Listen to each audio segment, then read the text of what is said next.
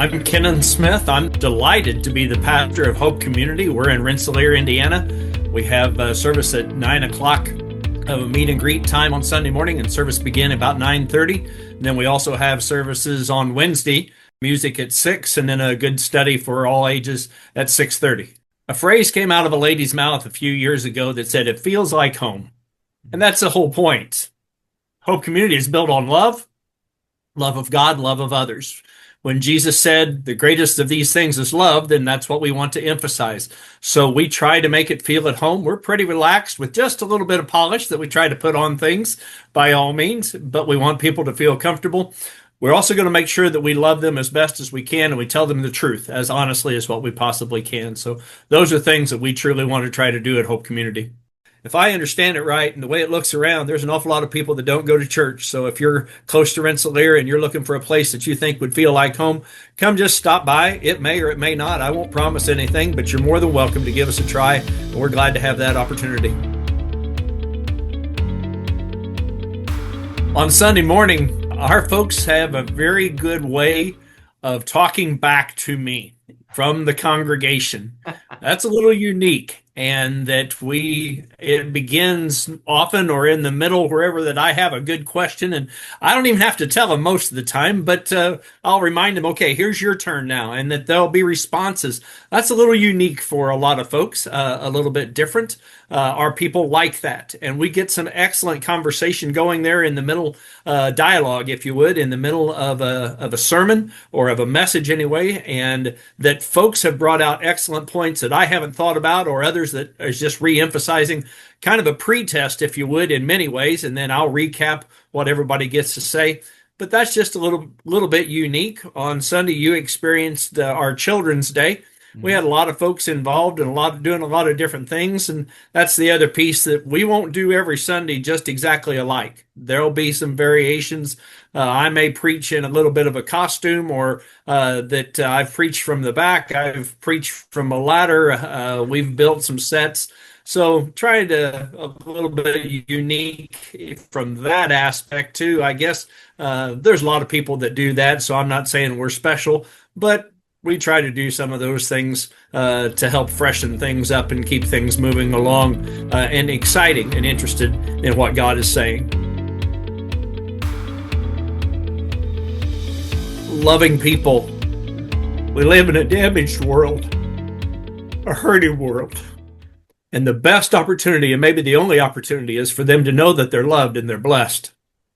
When we're able to put our eyes on Jesus and see how much he loves us and what he does for us, we believe that that's a great opportunity for people to heal. And to help them to do that is truly our mission. We want to go forward, and Jesus told them that today he had fulfilled Isaiah to bring the good news. And that's what we want to be able to do, is bring good news, that even though it's a tough world, a difficult world, a sad world, a hurting world, there's also one that is a loving God who wants to make sure that he is there for us. We want to spread that news just as much as we can. We realize how important that Shine FM is, as probably the oldest radio station that reaches Rensselaer. And as you said, there's now 3 frequencies. They really believe in Christian radio and how important that is. And not just for the things that we may like, but to hear some new songs and to hear some new perspectives. And I think that Shine FM does an excellent job. I always have appreciated what they have done since they began, and think that there's still a vital role in Christianity across this part of Illinois and Indiana. We try to do a lot of different things. This spring we had a ladies' day for the first time. We had never done that, and that was a success. We're not a really large church, but we reached out to the community and just felt a real opportunity to do that with a specific speaker in mind, and that worked out very well. In the fall, while we have an outreach for our neighbors around there, each summer there is in Rensselaer a cruise night, and there's a big auto show, and all the 100 or more old cars and motorcycles and things, trucks, will go by our place. And so we serve food and drinks there just for free for anybody that's out front or wants to be around some of our people and just our neighbors and anybody that is close by to come out and just to do an outreach. And we've met a lot of good neighbors, a lot of good people that way that we wouldn't any other way. We have an annual fall Thanksgiving and anniversary service that we're working on our 19th year right now, and so we'll celebrate that in the fall. We make sure that we're participating in Samaritan's Purse, where we're sending out a lot of. We'll send out 100 boxes, but then we've also been a gathering point for many other churches, and so there was about 1,000 boxes that funneled through our building last year. We're reaching 8 different missionaries across the world. Our Wednesday nights is our primary small group, if you would. We have done some other things and we'll continue to try some different things, but mostly our Bible study on Wednesday night is a very in-depth Bible study.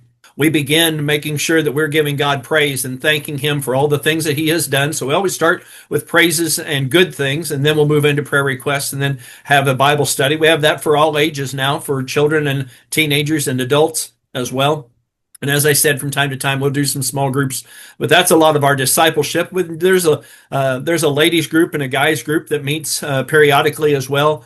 Our ladies group have a little bit of a unique thing. It's called Pajama Club that meets every other month, and that ladies do a Zoom call like you and I are here, and that they're able to just stay at home late at night, and that allows the young mothers to get up and to take care of little ones if they need to, or just to crash after getting all the little ones in bed. So it's been a very good thing for our ladies too. We participate with other churches in what we call Teen Mission Jasper County. Instead of going out on a mission trip, we hold a mission trip here locally. This will be our 16th year of doing that. And that it started with one of our teenagers saying, she was asked the question, but a lot of people won't even walk across the street. And a young lady simply made the statement, well, why don't we do that? And from that we've been from 17 people the first year to up 140 people over the last few years. And we've helped dozens and dozens of families. It doesn't cost them anything. We provide the paint for houses. We pull weeds, we mow yards, we pick up things. We've cleaned some houses. We do a lot of different things around. We make sure we don't do any electricity. We don't do any plumbing. We're not on any roofs. Those things like that, if we do, we bring in specialists in order to do that. But mostly we have people that donate their time and labor and come in and teach kids how to do some very minor projects. We've built a lot of wheelchair ramps. A man gave us a statement. It's the first time I've been out of my house in 3 years, and how great that was to be able to do. So we'll participate in that the last week of July again. And it's just been a wonderful opportunity for us to reach out to others and to help them. The community has been great in providing the funds. The kids come at a very low cost to them as well. So we try not to make money an object for anybody, whether to participate or whether to receive services. So that's been a little bit unique too. And it's been a very prosperous and blessed thing that God has done.